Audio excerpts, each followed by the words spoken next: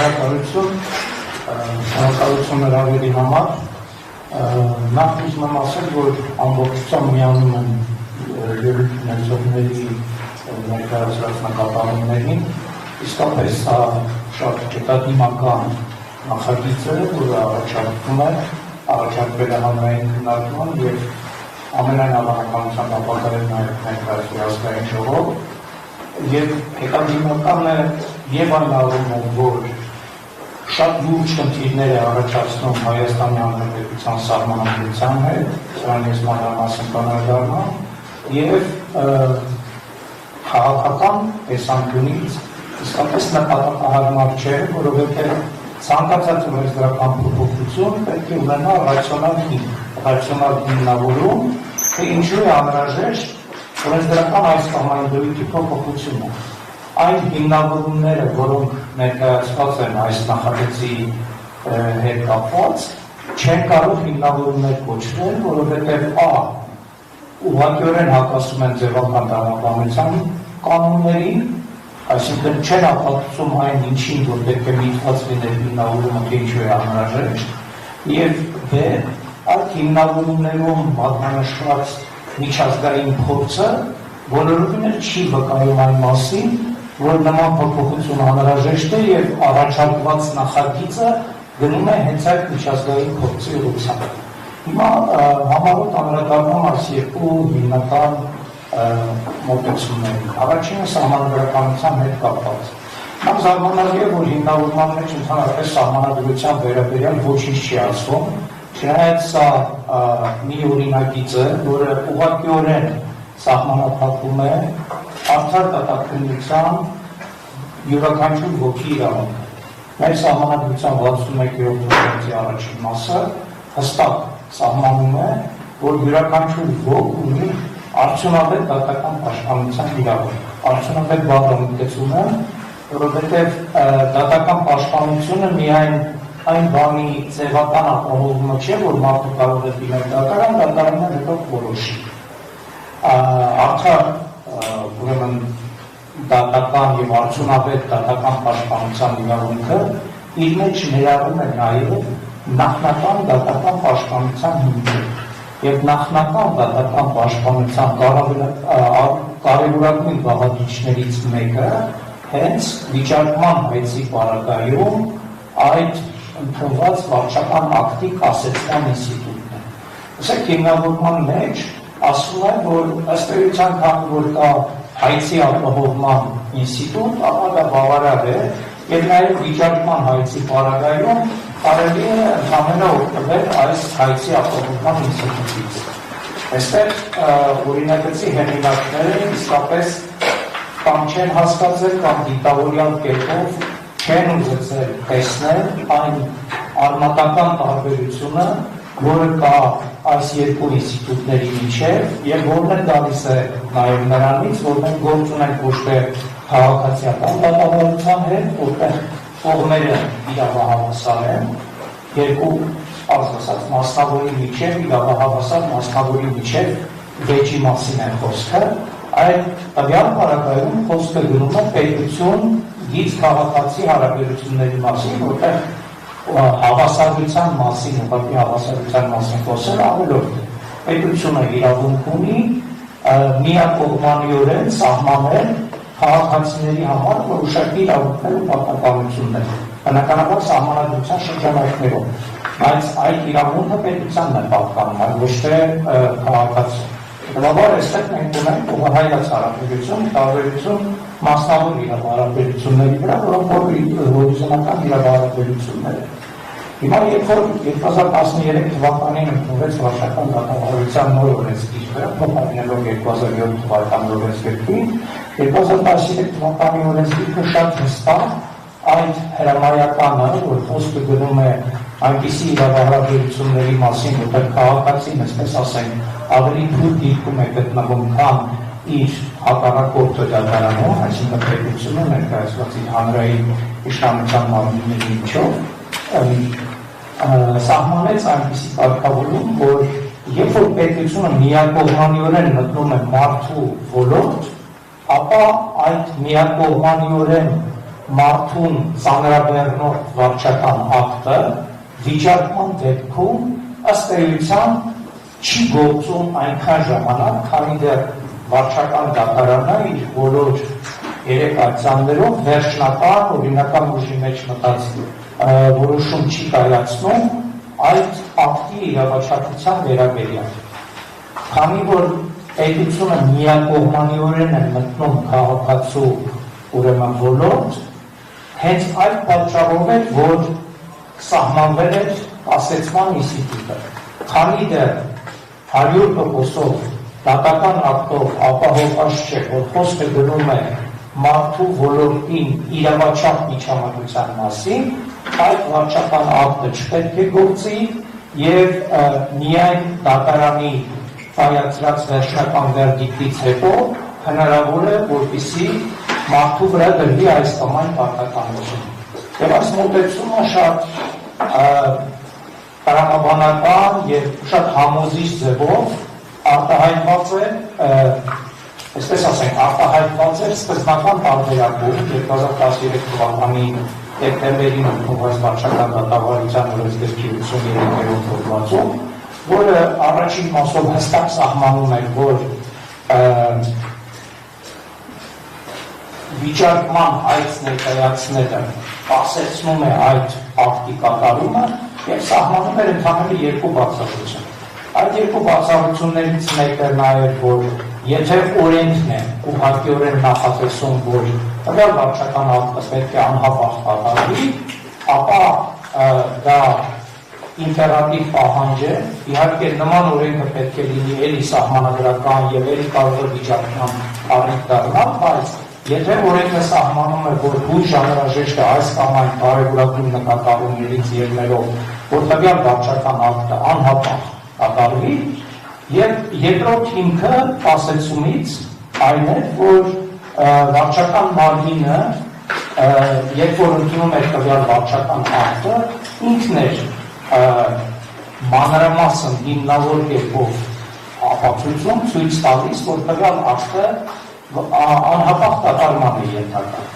Ցավոք սրտի հետագայում օրենսդրական զարգացումները գնացին այն ուղղությամբ, որ այդ երկու հիմքերին ավելացան եւս 5-6 հիմքեր, առնվազն 7 կերպ ունի այսօրվա գործող վարչական դատավարության օրենսգրքով այդ բացառությունները, բայց միևնույն է, նույնիսկ այդ պարագայում վարչական դատավարության օրենսգիրքը եւ 2013 թվականի դեկտեմբերի դրությամբ եւ այսօրվա դրությամբ նախատեսում է հնարավորություն, որ նույնիսկ այդ պարագայում, այդ բացառությունների պարագայում հնարավոր է, որ եթե հայցվորը ներկայացնի միջնորդություն, ապա այդ վարչական ակտի գործողությունը կպասեցվի։ Այսինքն նույնիսկ այդ բացառությունների ավելացման պայմաններում էլ վարչական ակտի կասեցման այդ ինստիտուտը գործում երաշխիք է, որպեսզի քաղաքացու իրավունքները պաշտպանվեն։ Հիմա այս առաջարկված օրինագծով ըստ էության զրոյացնում, ոչ թե ըստ էության, այլ ակնհայտ բացահայտ կերպով ոչնչացնում է այս ինստիտուտը 83-րդ հոդվածի հոդվածը ըստ այդ նախագծի կորցնում է իր ուժը եւ մնում է միայն հայցի ապահովման ինստիտուտը։ Ինչպես արդեն ճիշտ նկատվեց այստեղ, հայցի ապահովման ինստիտուտը ոչ թե նրա համար է, որպեսզի պասեցվի տվյալ վարչական ակտը, այլ որպեսզի այն ինչը որ պահանջում է հայցվորը վարչական դատարան դիմելիս, դրա նախնական ապահովումը դեր ունենա։ Այսինքն այստեղ մենք գործ ունենք որիվ այլ ինստիտուտի հետ։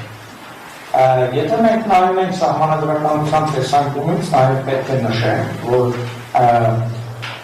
ուղղակիորեն անձի իրավական վիճակը այս օրինագիծը վատթարացնում է։ Այսինքն անձը ուներ իրավունք, որ վիճարկման հայցի պարագայում այդ իրեն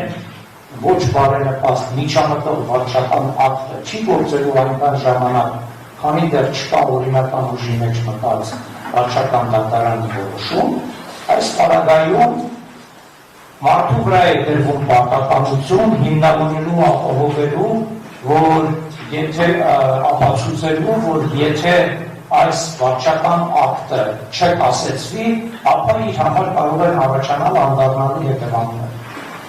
Ես կարծում եմ, որ վերված վիճակագրությունը նույնպես վկայում է այն մասին, որ մենք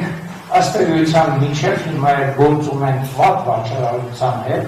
վարչական մարմինների կողմից պայացված վատ վարչական ակտերի հետ, որոնց 75-80%-ը ի վերջո վարչական դատարանի կողմից բեկանում են։ Եվ հետևաբար նման պայմաններում ստացվի այնպիսի իրավիճակ, որ քաղաքացին իմանալով հանդերձ եւ իրավաբանների, փաստաբանների համար բարձ լինելով հանդերձ, որ տվյալ վարչական ակտը իրականում ոչ իրավաչափ ակտ է, քաղաքացին պետք է 2-3 միգուցե ավելի երկար ժամանակ կրի այդ ոչ իրավաչափ վարչական ակտի իրավական հետևանքները, որպեսզի հետագայում նոր այդ վարչական ակտը արդեն ճանաչվի ոչ իրավաչափ։ Սա նորմալ իրավիճակ չէ, հենց սահմանադրության տեսանկյունից, որովհետև 2015 թվականի սահմանադրական փոփոխությունները բացի 61-րդ հոդվածի այդ ձևակերպումից նաև շատ կարևորագույն մի դրույթ են ամրագրել հիմնական իրավունքների պաշտպանության ու ապահովման հետ կապված։ Սահմանադրության 3-րդ հոդվածը հստակ սահմանում է, որ պետությունը պաշտպանված է հիմնական իրավունքներով եւ այդ պաշտպանվածությունը արտահայտվում է ոչ միայն մարդու ոլորտին միջամտելու ձեռնպահ մնալու միջոցով, այլ նաև այդ իրավունքները պաշտպանելու միջոցով։ Այսինքն հիմնական իրավունքների պաշտպանությունը ևս պետության հիմնական ֆունկցիաներից մեկն է, եւ դա ավելի կոնկրետ ամրագրված է Սահմանադրության 75-րդ հոդվածում, որը ասում է, որ հիմնական իրավունքները կարգավորելիս պետությունը պարտավոր է ուրեմն ապահովել այնպիսի կառուցակարգեր եւ ընթացակարգեր, որոնք իրականացնել մարդու հիմնական իրավունքները։ Հիմա մենք ունենք գործող վարչական դատավարության օրենսգրքի 53-րդ հոդված, այդ հոդվածը քաղաքացու համար նախատեսել է արդյունավետ ընթացակարգեր իր հիմնական իրավունքը պաշտպանելու տեսանկյունից եւ մեզ առաջարկվում է հանրության առաջարկում է մի նախագիծ, որը հրաժարվում է այդ արդյունավետ ընթացակարգից։ Հետևաբար այստեղ նույնպես կա սահմանադրականության մեծ խնդիր։ Մեթոդոլոգիայի տեսանկյունից իսկապես բացարձակ անտրամաբանական է, երբ որ ասվում է, որ քանի որ բացառությունները շատացել են, ուրեմն մենք դրանք այդ բացառությունների ճանապարհով ընդհանրապես հրաժարվենք կասեցման ինստիտուտից, այստեղ ոչ մի տրամաբանություն չկա, բացարձակ ոչ մի տրամաբանություն չկա, եւ մյուս կողմից էլ ակնհայտ է, որ այն պնդումը, որ կասեցման ինստիտուտը եւ հայցի ապահովման ինստիտուտը նույնական են, նույնպես որևէ ոչ փաստական, ոչ իրավական հիմք իրականում չունի։ Եվ մյուս կողմից էլ, երբ որ մենք խոսում ենք այդ հիմնավորումների մասին, վերջին կետը, որ կուզենայի նշել, այն է, որ վկայակոչված միջազգային գործը ընդհանրապես չի փաստում տվյալ փոփոխության անհրաժեշտությունը։ Երբ որ մենք մշակում ենք վարչական դատավարության օրենսգիրքը, մենք որպես հիմք եւ որպես լավագույն մոդել ընդունել ենք գերմանական վարչական դատավարությունը, այս հիմնավորման մեջ խոսվում է հարևանությունորեն Գերմանիայի ուրեմն փորձի մասին, որոշ բաներ ճիշտ են գրված, որոշ բաներ շատ կրճատված ձևով ներկայացված են, բայց այս նախագծի հեղինակները մոռանում են նշել, որ մինչ այժմ Գերմանիայի վարչական դատավարության օրենսգրքում կա երկու ինստիտուտ, նախնական դատական պաշտպանության հետ կապված,